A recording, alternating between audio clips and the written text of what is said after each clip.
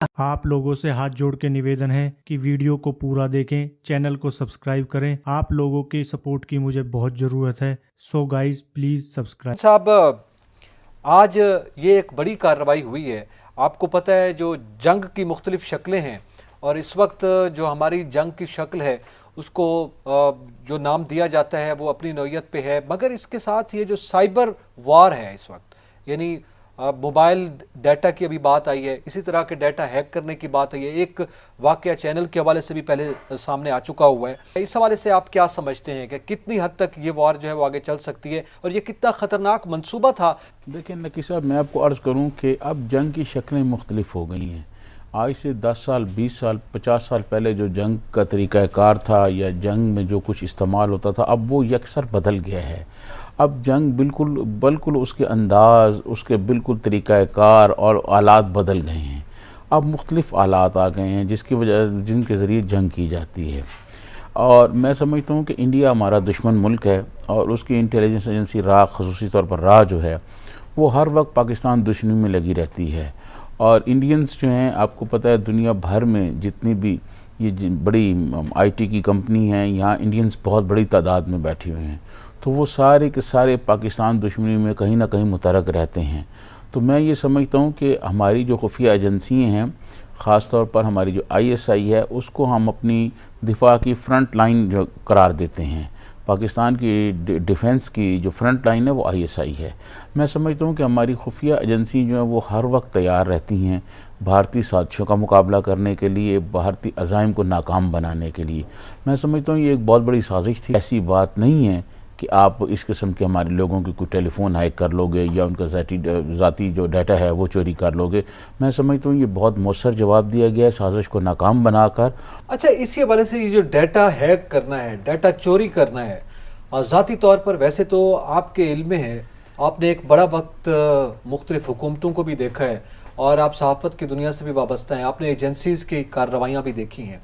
मुल्क की मफादात, national interest के हवाले से मुख्तलिफ एजेंसियाँ मुख्तलिफ ममालिक में अपना किरदार अदा करती हैं और अपने ममालिक को डाटा फराहम करती हैं, मगर ये ज़ाती डाटा हैक करके देना, ये एक घटिया नौयत का काम था जो कि किया गया है रा की जानिब से।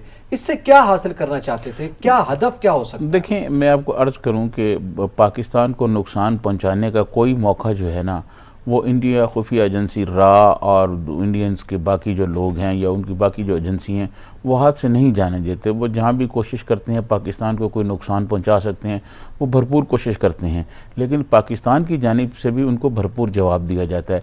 देखें, मैं आपको अर्ज़ करूं कि हम पाकिस्तान को बने हुए 72-73 साल हो गए हैं।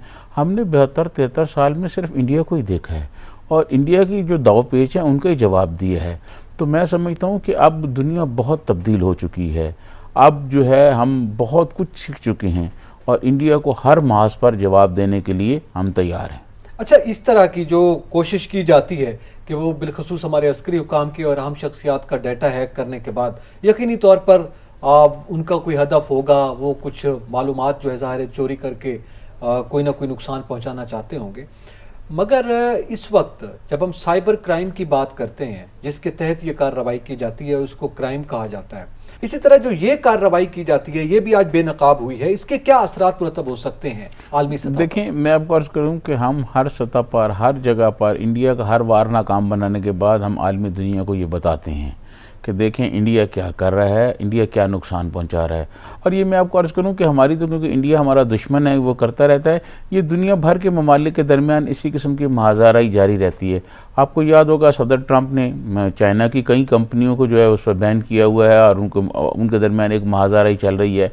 इसी तरह सदर ट्रंप के जो इलेक्शन के दौरान जो है वो रशियन मुख्तलिफ कंपनियों पर इल्ज़ामात लग गए कि उन्होंने ये किया। ये तो चलता रहता है ये, लेकिन इसके लिए जवाब के लिए तैयार रहना ये एक बहुत बड़ा, मैं समझता हूँ, कारनामा होता है, ताकि हमारे मुल्क को नुकसान ना हो।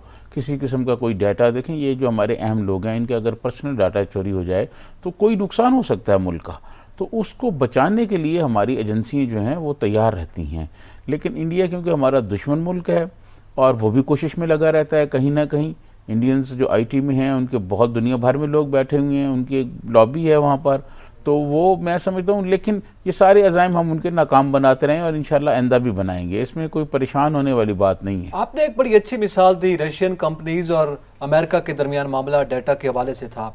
चाइना और अमेरिका के दरमियान भी डाटा और मालूमात की शेयरिंग के मामला चलते रहें, उस पर पाबंदियाँ लगाई गई अमेरिका में कुछ इस नौयत के इल्ज़ामात लगाकर, और आलमी सतह पर जो है वो इक़दाम किए जाते हैं और वो आलमी सतह पर उसको जस्टिफाई समझा जाता है। अच्छा, अक़वाम मुत्तहिदा मौजूद है, उसके भी ज़ाहिर है कुछ SOPs मौजूद हैं, साइबर क्राइम के हवाले से लाज आलमी सतह पर भी बन गए हैं।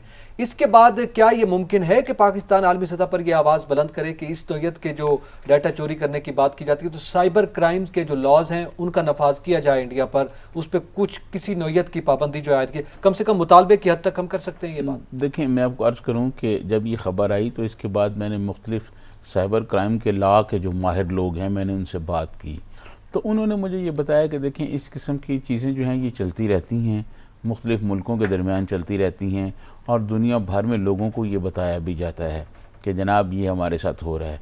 तो मैं समझता हूँ इसमें पाकिस्तान जो है ये अभी तो तहकीकात होगी, इस तहकीकात में फिर और बहुत सारी चीज़ें सामने आएंगी। तो जैसे जैसे चीज़ें सामने आती जाएंगी मेरे ख्याल में हमारी पाक अफवाज की जानिब से जैसे आज बताया गया है वो बताएंगे, उनका तर्जुमान बताएगा कि वो क्या करना चाहते थे और वो जो डाटा चोरी करना चाहते थे ज़ाती किस्म का वो उसके किन मकासद के लिए था उनके। ये इंशाल्लाह अगले 2-4 रोज़ में आप देखिएगा, जब अगले हफ्ते हम प्रोग्राम कर रहे होंगे तो बहुत सारी तफसीलात हमारे सामने आ चुकी होगी। अच्छा, साइबर वर्ल्ड एक और वर्चुअल दुनिया है और इसमें मुख्तलिफ नौयत के इक़दाम चाइना ने किए हुए हैं अपने मुल्क में। एक तो डाटा हैक ना हो ना आलमी सतह पर, ना लोकल सतह पे उनके जो डोमेस्टिक अफेयर्स चल रहे होते हैं उनकी भी हसास मालूमात है वो शेयर ना हो। इसी तरह अमेरिका में भी कुछ कवानीन नाफिज हैं, आलमी सतह पे भी हैं। तो हमारे पाकिस्तान में जो साइबर क्राइम के हवाले से डोमेस्टिक सतह पे जो कवानीन हैं उनमें मज़ीद सख्ती आ सकती है?